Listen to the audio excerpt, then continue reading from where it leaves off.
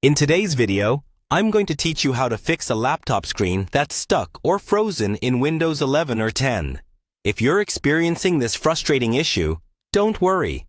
I've got you covered with some simple steps to get your laptop back to normal. So, let's dive right in. First, let's start with the standard power button procedure. When your laptop screen is stuck or frozen, your instinct might be to reach straight for the power button, and that's exactly what we're going to do. Go ahead and locate the power button on your laptop. Usually, it's along the top or side edge.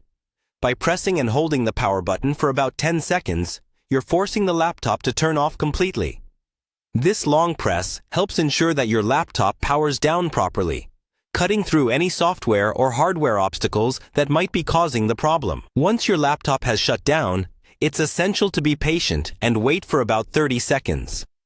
This pause gives your system a chance to fully close all processes and reset itself. It might feel like a lifetime, especially if you're eager to get back to work or play. But trust me, this waiting step can make a significant difference to ensure all processes have ended completely.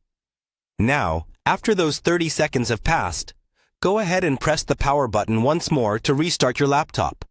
A fresh boot often clears out any glitches or temporary bugs that could have caused the freeze, often making your system run more smoothly afterward. However, if you find yourself in a situation where you can't or prefer not to power down your laptop completely, there's another trick you might not know about. Try pressing the Windows key along with Ctrl, Shift, and B all at the same time. This key combination serves as a quick reset for your graphics driver, refreshing the screen without shutting down your entire system. It's particularly useful if you want to try resolving the issue without losing any unsaved work, or if you suspect the freeze might be related to a graphics driver glitch. This brings us to our final helpful tip. Remember that refreshing your screen through the key combination can often be a quicker, less disruptive solution to your freezing problem. So keep it in mind as a handy shortcut, and there you have it.